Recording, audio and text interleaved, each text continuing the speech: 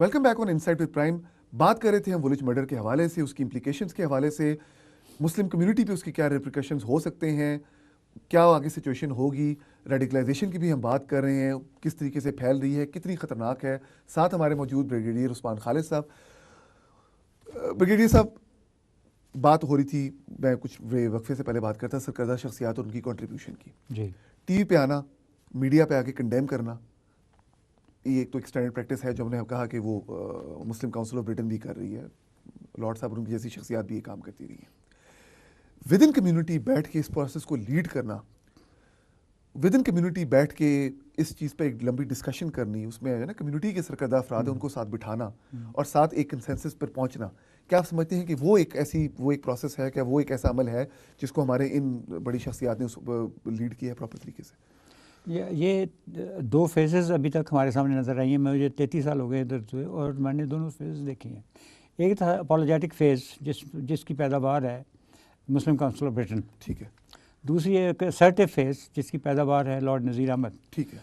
हालांकि हमारे बहुत सारे एमपीज़ हैं, बहुत सारे लॉर्ड और भी हैं, लेकिन किसी और ने ये रोल परफॉर्म नहीं किया। ये सिर्फ लॉर्ड नज़ीर अहमद ने किया है। ठीक है। लॉर्ड नज़ीर अहमद ने ये रोल परफॉर्म किया है कि हम जिस जगह से आए हैं वहाँ पर हमारी एस्पिरेशंस हैं, वहाँ पर हमारी एस्पिरेशंस हैं। और ब्रिटेन को अगर चाहिए दुनिया में एक असर्टिव रोल, तो उनको हमें इस्तेमाल करना चाहिए as bridge between Muslim world and us. और लॉर्ड नज़ीर अहमद ने और रिसेंटली बैरनेस वारसी ने ये रोल परफॉर्म किया है for Britain. They have gone to Muslim countries, Somalia और केनिया, इस किस्म के जगहों पे गई हैं, जहाँ पर जाके उन्होंने ये भी एक रोल परफॉर्म किया है कि ब्रिटेन भी ये चूँकि दारुल अमान है, लिहाजा इसकी एक रोल है।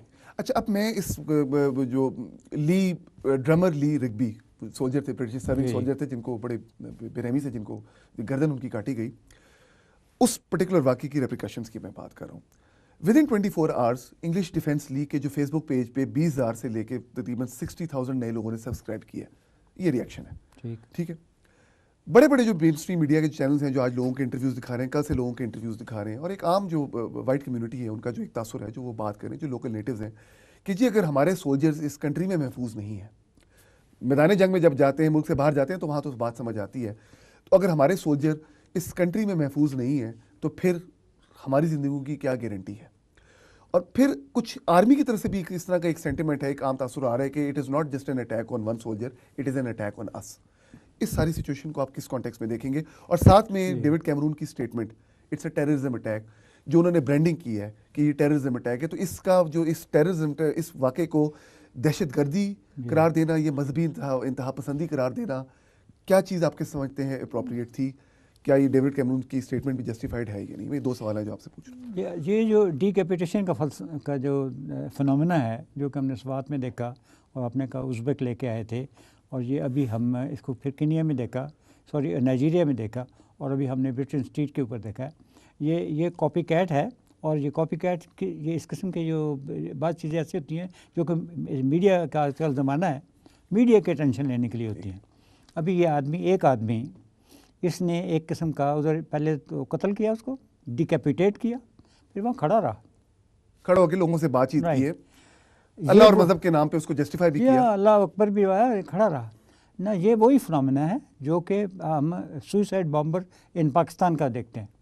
एक बच्चा है, 16 साल उसकी उम्र है, उसने जन्नत को हासिल करने के लिए तो उसकी ज़िंदगी गुजर जाएगी, लेकिन जन्नत का शॉर्टकट क्या है कि पेटी बांधो, इसमें बारूद भरो और जाके किसी जगह को उड़ा दो। और बाज़ औक़ात वो जगह कौन सी उड़ा रहा है? मस्जिद। रेप्रिकॉशंस क्या हैं? जिससे मैंने भी आपको ईडीएल की एग्जांपल दी, ईडीएल के जो ट्विटर पे भी उनके ट्वीट्स आ रहे हैं कि let's burn all the mosques in this country, मतलब इस तरह की बातें, इस किस्म का एग्रेसिव सेंटीमेंट है जो they want to start this. यानी जो ये लोग काम कर रहे हैं, ये मुसलमान उनका होना या ना होना जो है वो ईडीएल क्रिश्चियन है और ये मुसलमान हैं, इन सब का जो मकसद है वो ये है कि इस वॉर को स्टार्ट करना, क्रिश्चियन मुस्लिम वॉर को स्टार्ट करना, ये इनका पर्पस है।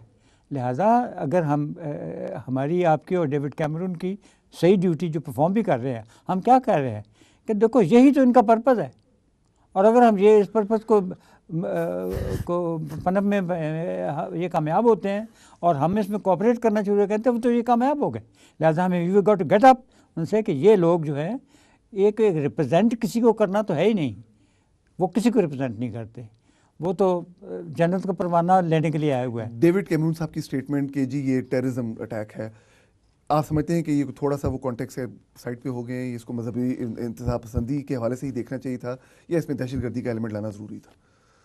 ये अल्फाज का choice of words you can debate, या लेकिन इन अ वे वो main stream society, British society को थोड़ा सा सेटिस्फाई करने की कोशिश कर रहे हैं, थोड़ा सा कूल डाउन करने की कोशिश कर रहे हैं। जी हाँ, ठीक है, वो as a political leader he got to do that. ठीक, लेकिन इम्पॉर्टेंट पॉइंट ये है कि हमको ये कहना है कि ये लोग यही तो चाहते हैं कि सिविल वॉर स्टार्ट हो। ठीक। इस मुल्क में लोग एक दूसरे के ख़िलाफ़, एक दूसरे की मस्जिदों पे और मंदिरों पे और इस पे हमला करना शुरू कर दें, और ये पहली दफ़ा नहीं हुआ।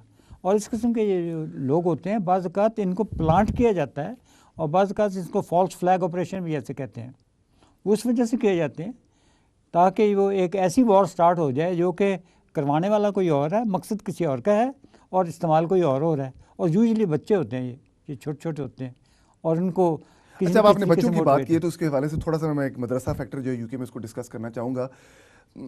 लेटेस्ट सर्विस के मुताबिक तकरीबन 2000 जो हैं यूके में मदरसे हैं, ऑपरेटिंग मदरसास हैं, जिसमें तकरीबन 2.5 लाख से ज़्यादा स्टूडेंट्स पढ़ रहे हैं। ये क्विलन फाउंडेशन की 2008 का सर्वे है जिसमें उन्होंने कुछ मॉस्क, तकरीबन 500 उन्होंने मॉस्क का सैम्पल रिपोर्ट उन्होंने ली थी, जिसमें 97% जो इमाम्स इधर है वो यूके बॉर्न नहीं है।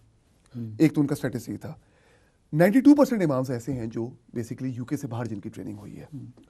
44% जो मसाजिद हैं उनमें जो जुमे का खुतबा है वो इंग्लिश में नहीं दिया जाना था, जो कि अगर अंग्रेज़ी ज़बान है आइडियली अंग्रेज़ी ज़बान में दिया जाना चाहिए। चेस्टर यूनिवर्सिटी की एक रिपोर्ट है, उनका एक सर्वे था जिसमें उन्होंने कहा कि तकरीबन 7 से 8% ऐसे इमाम हैं जो पूरी जो उनका सर्वे था वो अंग्रेज़ी में कम्युनिकेट करते हैं। अब मेरा फिर आपसे ये सवाल है कि ये एक बड़ा मतलब एक ऐसा फिनोमेना है जो मस्जिद, जब आप बात करते हैं मस्जिद एक बड़ा इन्फ्लुएंशियल फैक्टर है कम्युनिटी की ओपिनियन को शेप करने के लिए, डेवलप करने के लिए, उनके मजहबी जज्बात को या तो उभारने के लिए या कंट्रोल करने के लिए। अब ये इमामों को जो स्टैटिस्टिक्स हमें बताएगी, और हम ऑब्वियसली ये यहाँ एजम्पशन नहीं कर रहे कि यहाँ रेडिकलाइजेशन हो रही है, क्योंकि यूके में काफ़ी हद तक मसाजिद से पिछले कुछ अरसे से रेडिकलाइजेशन ख़त्म हो रही है। ये फिनोमेना अब यूनिवर्सिटी कैंपसेस की तरफ जा रहा है। लेकिन जब ये मैं स्टैटिस्टिक्स अपने सामने देखता हूँ तो मेरे सामने एक बार किसी हद तक एक डिस्टर्बिंग पिक्चर आती है कि इमाम यहाँ के ट्रेंड नहीं है, तो यहाँ के ट्रेंड क्यों नहीं है, अंग्रेजी में क्यों नहीं कम्युनिकेट कर सकते, मेजॉरिटी की मैं बात कर रहा हूँ। तो इस पूरे फिनोमेना के लिए आप किसको जिम्मेदार करार देंगे? देखिए, आप पूरी 14 साल इस्लाम की तारीख देखें तो अरब ममालिक में इस्लाम बाद से वजूद में आया, ठीक, लेकिन सबसे ज़्यादा जो most glorious chapter of Islam जो है वो तुर्कों का ज़माना है। ठीक है, जहाँ के किस ज़माने में उन्होंने ऑटोमन एम्पायर, सल्जूक एम्पायर भी तुर्कों का था, ठीक है, मुगल एम्पायर इन इंडिया भी तुर्कों का था, और ख्वारिज़म एम्पायर, दुनिया के सबसे बड़े ये 3 एम्पायर जो थे, तीनों तुर्कों ने थी, वो तो अरब नहीं थे। इस वक्त दुनिया में सबसे ज़्यादा तादाद मुसलमानों की कहाँ पे है? साउथ ईस्ट एशिया में, जो हमने कभी कॉन्कर नहीं किया। तो एक फिनोमेना है जिसको कहते हैं ज़ील ऑफ ए कॉन्वर्ट। वो ज़ील ऑफ ए कॉन्वर्ट जब वो है कि जब आप जब एक नया एक मज़हब को एक्सेप्ट करते हैं, फिर आप उसको स्टडी करते हैं, फिर उसके साथ आपकी motivation, if you born into it you are probably not that much bothered. लेकिन जब आप कन्वर्ट होते हैं, उसको खुद एम्ब्रेस करते हैं, तो फिर आपकी ज़ील जो है एंथुसियाज्म होता है।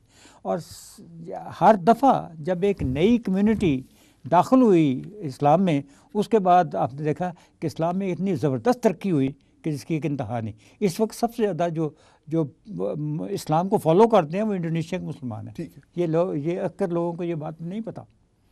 और ये जो मुसलमानों का यूरोप में आना और यहाँ पर आके बस जाना, ये एक फ़ाइनल फेज़ है। और अमेरिका में भी ये एक वो फेज़ है जिसमें कि हम इंटीग्रेट हुए हैं once again into the society which was the most dynamic and most considered to be at that time the most civilised, और सबसे ज़्यादा पढ़े लिखे लोग दुनिया के और सबसे ज़्यादा प्रॉस्परस लोग जो थे वो ये मुल्क थे। हम इधर आए और इधर आके हमने जब इनको अपना मुल्क बनाया, तो ये हमारी यूनिवर्सिटी में आजकल एक फिनोमेना पैदा हो रहा है। तो इस वक्त दुनिया के जो बेहतरीन मुसलमान हैं मेरी नज़र में, वो हमारे ग्रैंड चिल्ड्रन हैं जो हमारी यूनिवर्सिटी में पढ़ रहे हैं। अभी एक ब्रेक ऑफ आ रहा है, उसके बाद हमारा आखिरी सेगमेंट है, उस पर गुफ्तगू का सिलसिला आपसे जारी रहेगा। बाद में थोड़ी सी फिर उसी मदरसे की तरफ लेके जाना चाह रहा था कि कोर्स करिकुलम ही जो मदरसों में पढ़ाया जाता है उस पर भी क्या हमें इसके बारे में हमें नहीं है कि वो क्या is it regulated by some regulatory authority here, council के साथ उनकी कोई लिंक है, कोई रेलेवेंस है कि उसको उस जो करिकुलम है जिसको पढ़ाया जा रहा है उसको Yeah. कोई इफेक्टिवली ब्रिटिश गवर्नमेंट किस तरह मॉनिटर कर रही है। सवाल मेरा आपसे ये था कि अगर ये जिस तरह मैंने आपको जो हमारे इमामों की जो मैंने आपको सिचुएशन बताई है और जो पढ़ाई चीज़ें जो पढ़ाई जा रही है जो उसकी सिचुएशन बताई है, अगर उसको ब्रिटिश गवर्नमेंट भी अगर उसको मॉनिटर नहीं कर पा रही सही तरीके से, या उस ब्रिटिश गवर्नमेंट भी सही तरीके से वॉच आउट नहीं कर पा रही है, इनके जो रिलेटिव इंस्टीट्यूट्स हैं वो अगर इसको सही तरीके से इस पर अगर अपनी वो एक उनकी नज़र नहीं है, तो उसमें हम ब्रिटिश गवर्नमेंट की भी कितनी परसेंट रिस्पॉन्सिबिलिटी है, उनका कितना कसूर है, और हमारी अपनी कम्युनिटी, क्योंकि हर मस्जिद की यहाँ एक मसलन कम्युनिटी होती है, कमेटी होती है जो एक पूरी मस्जिद को रन करती है, उसकी कितनी रिस्पॉन्सिबिलिटी है, इस पर हम बात करेंगे एक ब्रेक के वक्त।